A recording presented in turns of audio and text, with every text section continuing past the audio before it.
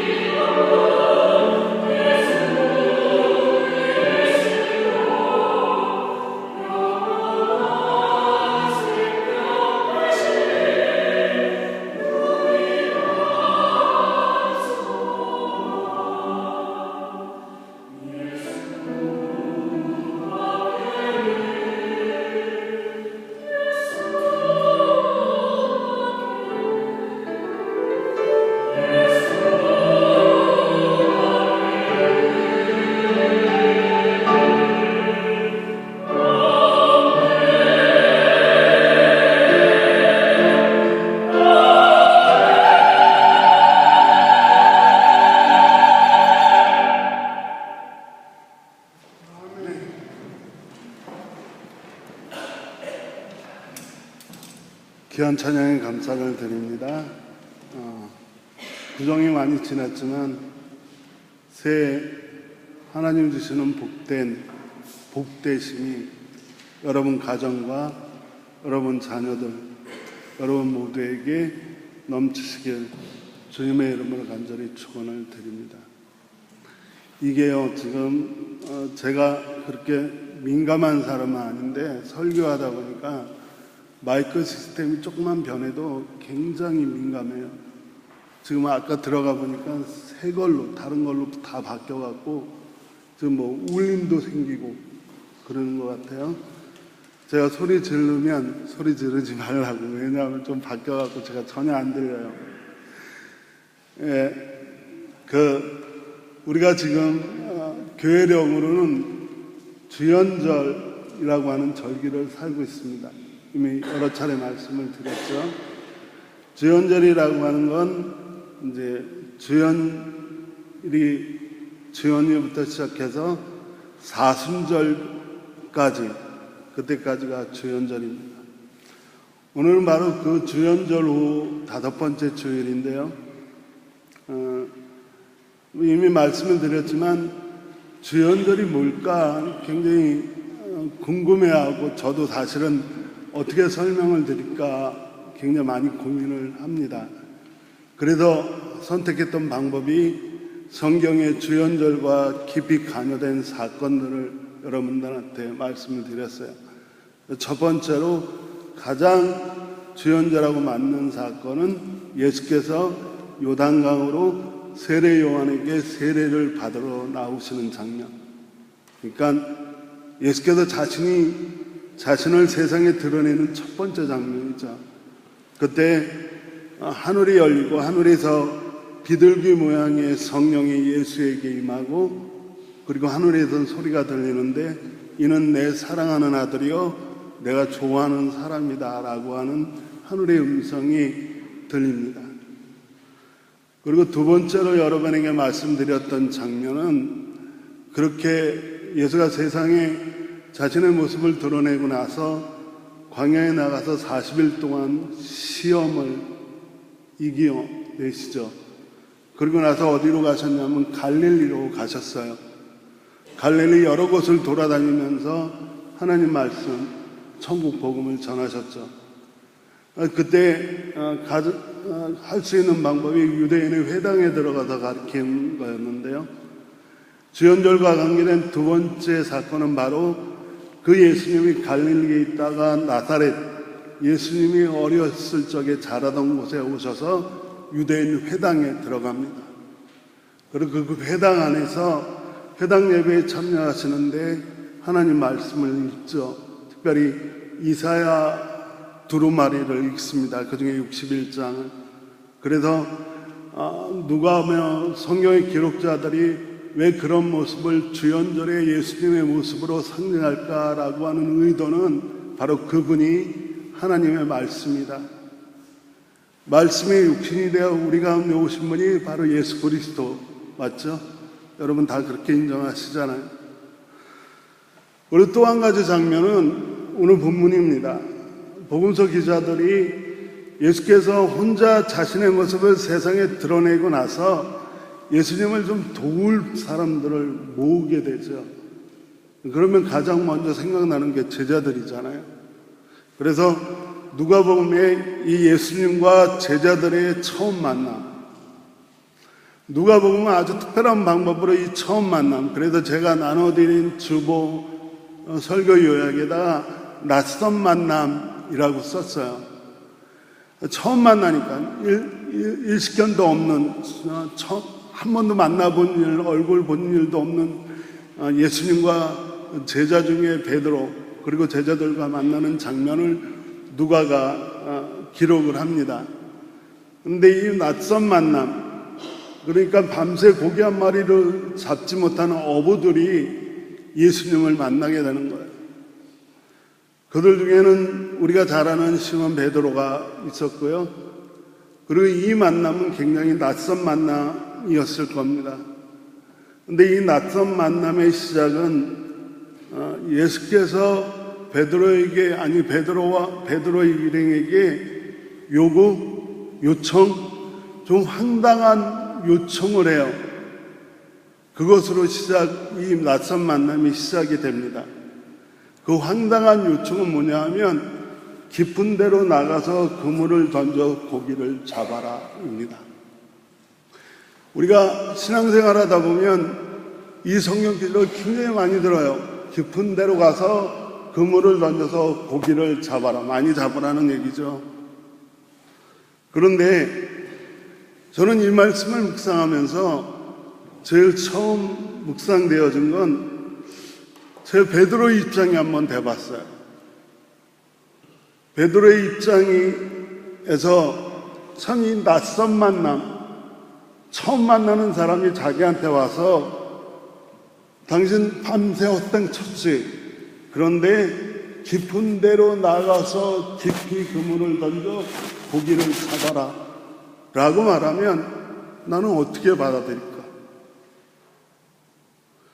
결론적으로 말씀을 드리면 이렇게 생각해 보니까 베드로가 예수의 말을 듣지 말아야 될 이유들이 굉장히 많더라고요. 첫 번째로 말씀드리면 아주 우리가 간단히 생각할 수 있는 거예요. 베드로의 직업은 뭡니까? 어부예요. 베드로는 평생을 고기를 잡아 생계를 유지하며 자녀들을 키우며 살아온 사람이에요. 그런데 간단하게 생각하면 이 평생을 고기 잡아오던 베드로에게 요청을 하는 예수는 누굽니까? 예수는 기껏해야 나사렛에 사는 목수 요셉의 아들로 목수로 살아가던 예수예요. 그러니까 어부에게 고기 잡는 일에 있어서 어부가 고기는 한 번도 잡아보지 않은 목수의 얘기를 들어야 합니까, 여러분? 절대 제가 베드로의 입장이라면 그런 말씀 하시지 마세요. 나무로 가구 만드는 건 어떻게 모르겠지만 적어도 고기 잡는 일엔 당신보다 내가 더 프로페셔널합니다. 나한테 이래라 저래라 하지 마십시오 라고 얘기할 수밖에 없어요. 두 번째 이유는 시간의 문제예요. 저는 여러분 혹시 낚시 좋아하세요? 낚시 좋아하시는 분들 많던데요. 네. 낚시 좋아하시는 분들은 완전히 낚시 광이 돼요. 저는 낚시를 싫어해요. 이유는 딱 하나예요. 저희 외사촌 형이 낚시 광이었어요. 근데 제가 중학교 때 저를 데리고 낚시를 갔었어요. 근데 그 기억이 너무 안 좋아서 낚시하면 싫어요. 왜냐하면 중학교 아이가 어디든 같이 가면 먹는 걸 기대하는데 그 형을 쫓아다 낚시를 갔는데 밤중에 갔어요. 왜 낚시꾼들은 밤중에 낚시하죠? 밤을 꼬박 세우는데 먹을 거 하나도 안 주고 낚싯대 앞에 앉아서 밤을 꼬박 세우내는 거예요. 저는 그다음부터 낚시 안 합니다. 그런데 여기 중요한 사실 하나가 있어요. 고기 잡기에 가장 적절한 시간이 언제죠? 밤이에요. 그래서 오늘 본문을 보면 이 갈릴리 어부들이 언제 낚시하러 나갔냐면 밤새도록 애썼다라고 돼 있어요. 그러니까 이 갈릴리 어부들은 알아요. 뭐 다른 곳은 몰라도 적어도 갈릴리는 고기 잡기에 가장 적절한 시간이 밤이라는 거예요. 그런데 지금은 언제입니까? 오늘 본문은 대낮이에요. 아마도 제가 베드로 입장은 여보세요, 모르는 소리 하지 마시오. 고기를 잡으면 밤에 나가야지. 대낮에 무슨 고기요? 아무 소리 마시오 라고 했을 거예요. 세 번째 이유는 저는 이렇게 생각을 했어요. 깊은 데 던져라. 적어도 낮이 되면 제가 잘 모르는 아주 기본적인 상식으로 밤에 고기가 잘 잡히는 이유는 고기가 밤에 활동이 줄어들고 깊은 곳으로 내려가서 잠들기 때문에 고기가 활동이 적어져서 잡기 좋아요. 그런데 낮이 되면 고기들은 깊은 데를 떠나요. 왜냐하면 먹이 활동하기 위해서. 대낮에 깊은 데다가 그물을 던지라라고 하는 건 고기 잡힐 줄 모르는 사람이 하는 얘기래요. 베드로에게 깊은 데 가서 고기를 잡아라라고 하는 건 베드로가 예수의 말을 거절할 수 있는 결정적인 이유가 돼요. 네 번째 이유는 여기 있어요. 오늘 본문을 자세히 보면 어부들이 밤새 어탕을 쳐서 이미 배를 항구에 댔고 항구에서 그물을 내렸고 그물을 다시 쳤어요. 다시 말해서 배가 출항할 수 없는 조건을 다 만들었다는 거예요. 다시 배가 출항하기 위해서는 여러 가지 복잡한 과정을 거쳐야 해요. 우리가 갈릴리를 가봤지만 갈릴리가 쉬운 바다가 아니에요. 쉽게 나갔다 목숨을 잃어요. 그렇기 때문에 갈릴리 바다에다 배를 띄우기 위해서는 아주 복잡한 과정이 필요할 거예요. 그런데 이미 그물을 걷어들여서 그물을 스쳤고 이 사람들은 지칠 대로 지쳐 있어요. 밤새 헛탕을 쳤으니까. 근데 그런 사람들에게 다시 갈릴리 바다, 그것도 깊은 데로 나가기 위해 배를 준비하고 그 준비한 모든 수고를 거쳐서 그물을 던지라고요? 절대 안 합니다. 절대 이 말 못 들어요. 마지막 이유로 든다면 조금 아까 설명한 대로 예수님에게는 베드로가 낯선 인물이 아닐지라도 적어도 베드로에겐 그 당시에서는 낯선 모르는 사람이에요. 그저 나사렛에서 살던 목수의 아들 예수를 그 말을 왜 따라합니까? 따를 이유가 없어요. 그러니까 예수님의 말씀을 베드로가 따르지 못할 여러 가지 이유들이 존재한다라고 하는 거예요. 여러분, 사람들은 아주 복잡한 삶을 삽니다. 저 하나만 해도 참 복잡한데 60명, 100명의 삶을 들여다보면 참 복잡해요. 그리고 모든 사람들은 복잡한 삶을 살아가면서 자신들이 만난 사건들과 경우들을 통해서 몸으로 부딪히면서 체득하고 체험한 것들이 생겨요. 다시 말해서 삶을 현실적으로 살아갈 수 있는 중요한 원리와 기준들을 사람들은 세워나가요. 예를 들면요, 저 같은 경우는 이거예요. 착하게 살자.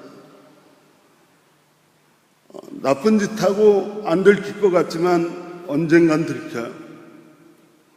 언제든지 착하게 살자라고 하는 게 중요한 삶의 원칙과 기준이 되는데요. 이런 걸 노하우라고 이야기하죠. 이렇게 우리가 살아오면서 내가 체험하고 경험해서 생겨난 원리와 그리고 기준들로 살아가는 것 굉장히 중요합니다.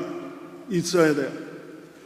그런데 오늘 말씀드리고 싶은 것은 이런 우리가 알고 있는 노하우가 하나님의 은혜를 거부하는 것이 되기도 한다라고 하는 거예요. 우리의 경험들과 우리 스스로가 설정한 원리와 기준들이 아니 합당하다라고 여겨지는 상식들이 하나님의 은혜를 경험하는 것을 방해한다라고 하는 거예요.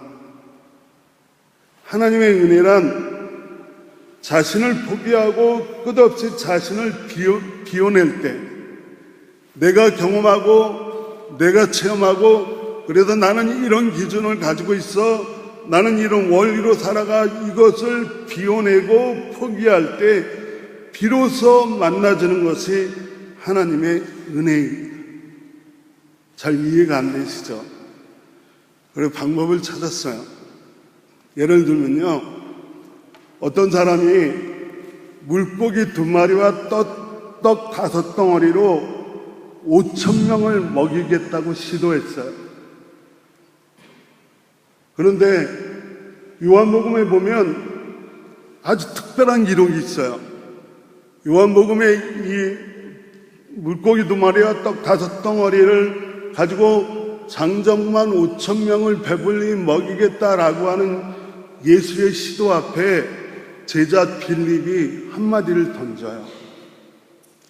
집에 가서 한번 요한복음 찾아보시면 이 제자 빌립이 뭐라고 얘기하냐면, 예수님, 여기 모인 사람들, 이 사람들에게 아주 조금이라도, 배불르기가 아니라 아주 작은 조금이라도 먹이려면 빵 200데나리온어치 가지고도 부족합니다 라고 이야기해요. 수천만 원이라는 얘기예요. 이 사람들 빵 한 조각이라도 배부르지 않지만 다 나누기 위해서는 수천만 원이 필요하다라고 하는 계산이에요. 벌써 이 사람은 쫙 읽고 얼마 정도 필요하겠다는 걸 아는 거예요. 여기 제가 질문하고 싶은데, 누구의 생각이 더 합리적이라고 질문하고 싶은데, 질문답 아니에요. 이건 분명하게 제자 빌립이 합리적이에요. 올바른 생각한 거고요. 계산 딱 해서 적어도 2천만 원은 있어야지 빵 한 조각씩 나눌 수 있다라고 하는 게 제자 빌립의 생각이, 합리적인 생각이. 그리고 황당하고 말이 안 되는 생각은 누가 해요? 예수님이에요. 그런 소리 하지 마. 그런 거 말고 물고기 2마리하고 떡 5덩어리로 여기 있는 장정만 5,000명을 배부르게 할 거야. 여러분의 생각은, 여러분의 선택은 어디에 있습니까? 물고기 2마리와 떡 5덩어리로 5,000명을 배부르게 하겠다는 시도에 있습니까? 아니면 딱 계산해 보니까 한 2천만 원이면 적당히 나눠줄 수 있겠네 라고 하는데 머무르십니까? 어느 게 신앙인지 아세요? 베다니 나병 환자 집 시몬의 집이라고 하는 곳에서 이런 일이 있었습니다. 예수님과 제자들이 거기에 모여 있었는데, 한 여자가 갑자기 뛰어 들어와서 성경 표현대로라고 하면 귀하고 값진 향유 옥합을 깨서 예수님 머리에 붓습니다. 이 사건을 두고 예수님의 제자들은 분개하고 예수님은 한마디 하세요.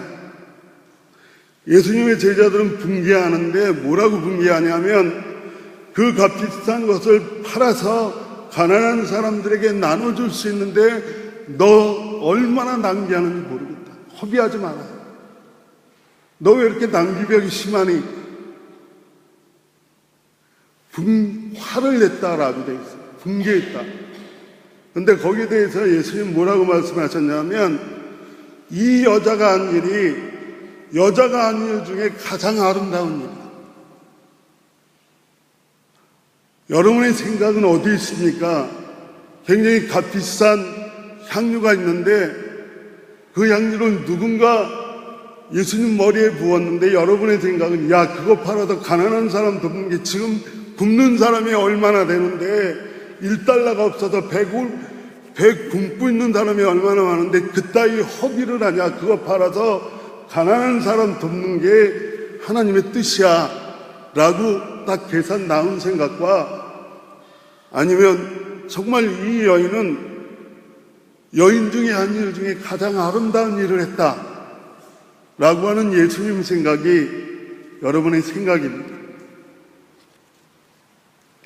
신앙이란, 우리가 오늘 신앙에 대해서 이야기하고 있는데, 신앙이란 이해할 수 있고 단순 타당하며 합리적인 상식선에서 절대로 전개되지 않습니다. 신앙을 이해하려고 하거나, 신앙을 합리적으로 계산하려고 하거나, 신앙을 자연법칙이나 아니면 그 상식의 선에서 전개될 것이라고 생각하면 포기하십시오. 신앙은 도리어 우리 스스로를 비워내고 우리의 경험과 상식을 포기하고 그렇게 할 때 만나지는 하나님의 능력이, 그럴 때 나타나는 하나님의 능력이 신앙입니다.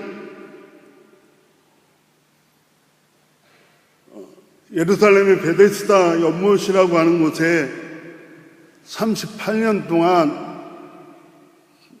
병에 걸렸던 환자가 있었습니다. 예수께서 그에게 다가가서 말씀하셨어요. 뭐라고 말씀하셨냐 하면, 다짜고짜 낫고 싶으냐? 38년 동안 베다니에 있었던 이유는 그 병에서 낫고 싶어서 38년 동안을 거기에 앉아 있었는데, 예수께서 찾아오셔서 앞뒤 가리지 않고 본문 그대로라고 하면 낫고 싶으냐라고 물었어요. 그러자 이 38년 된 병자가 뭐라고 대답했는지 아세요? 저는 의역입니다만 38년 동안 그런 일은 일어나지 않았습니다라고 대답했어요. 38년 동안 그런 일은 일어나지 않았다고. 자기가 38년 동안 베다니에 있었던 이유가 병이 낫고자 하기 위해 거기 있었는데, 예수께서 낫고자 원하느냐라고 물으니까, 내 경험에 내가 체험한 바에 의하면, 내 상식의 기준선에 의하면 38년 동안 여기서는 그런 일이 일어난 적이 없다예요. 38년 동안 그런 일은 없었다고요?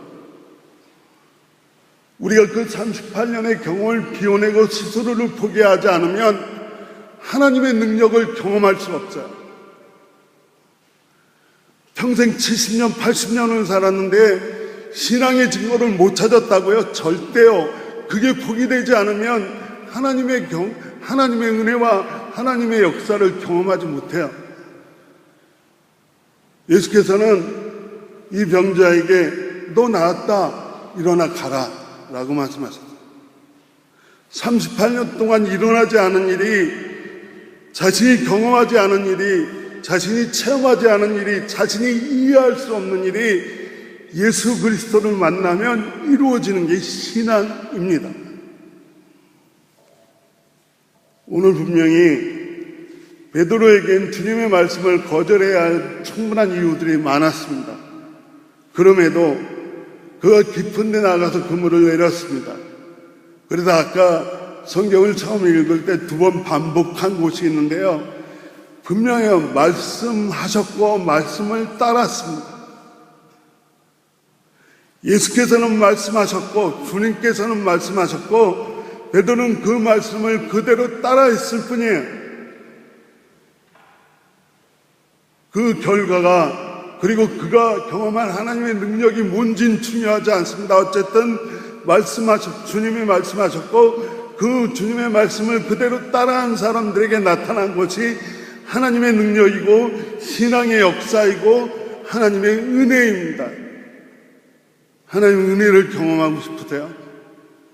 하나님의 능력을 경험하고 싶으세요? 하나님이 우리 삶 가운데 지금까지 일어나지 않은 놀라운 일을 기대하십니까? 여러분의 지금까지의 경험과 여러분의 지금까지 체험을 비워내고 스스로 포기하십시오.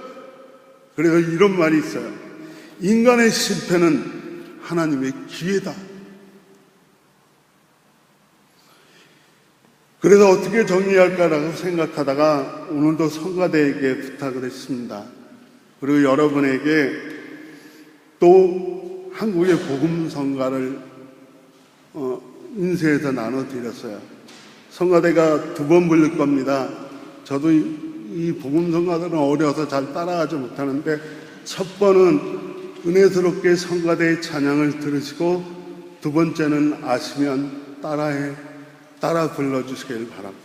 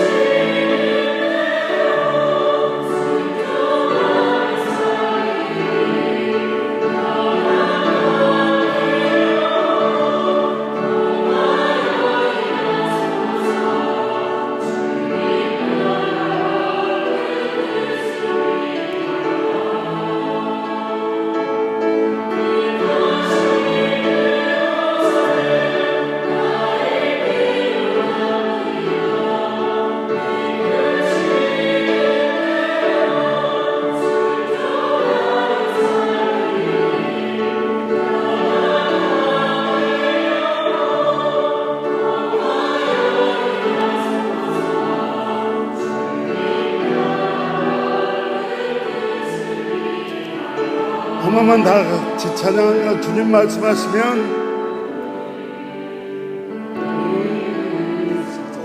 여기까지 주님 말씀하시면 같이 찬양하겠습니다.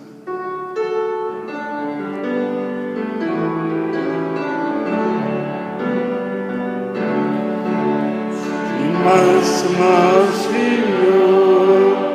내가 나가리라. 주님 뜻이 아니면 내가 멈춰서리라. 나의 가고서는 것 주의 뜻에 있으니 오 주님 나를 이끄소서. 주님 말씀하시면 주님 말씀하시면 내가 나가리라. 주님 뜻이 아니면 내가 멈춰서리라. 나를 가고서는 것 주님 뜻에 있으니 오 주님 나를 이끄소서. 뜻하신 그곳에 다시 그곳에 나 있기 원합니다. 이끄시는 대로 순종하며 살리니 연약한 내 영혼 통하여 임하소서.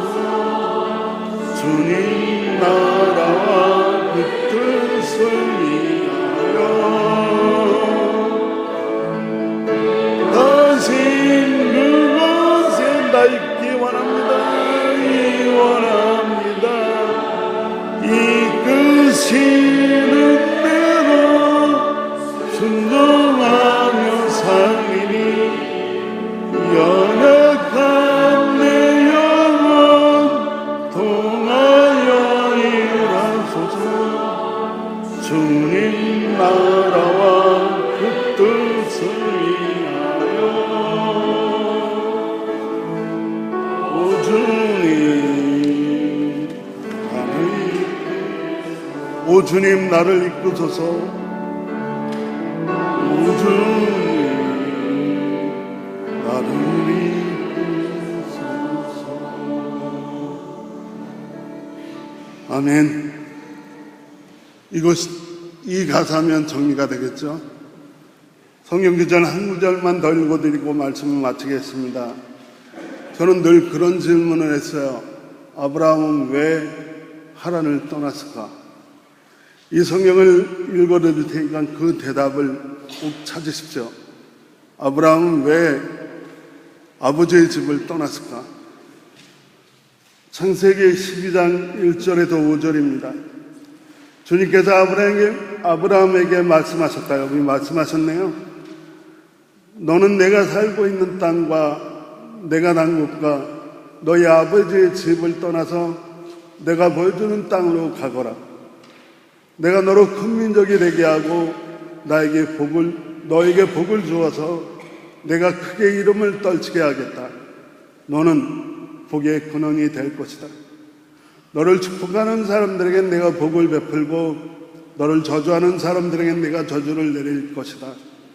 땅에 사는 모든 백성이 너로 말미암아 복을 받을 것이다. 아브라함은 주님께서 말씀하신 대로 길을 떠났다. 롯도 그와 함께 길을 떠났다.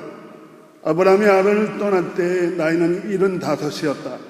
아브라함은 아내 사라와 조카 롯과 하란에서 모은 재산과 거기에서 얻은 사람들을 거느리고 가나안 땅으로 가려고 길을 떠났다. 마침내 가나안 땅에 이르렀다. 아멘. 아브라함이 왜 하란을 떠났습니까? 하나님 말씀하셨고 아브라함은 주님의 말씀을 따라 길을 떠났습니다. 그 말씀을 따라 세상에 나가 승리하시는 여러분이 되시길 주님의 이름으로 간절히 축원합니다. 기도하겠습니다. 하나님 감사합니다. 주님 말씀하시니 내가 그 말씀을 따라 삶으로 하나님의 능력과 복음의 능력을 체험하게 인도하여 주옵소서. 예수님의 이름으로 기도합니다. 아멘.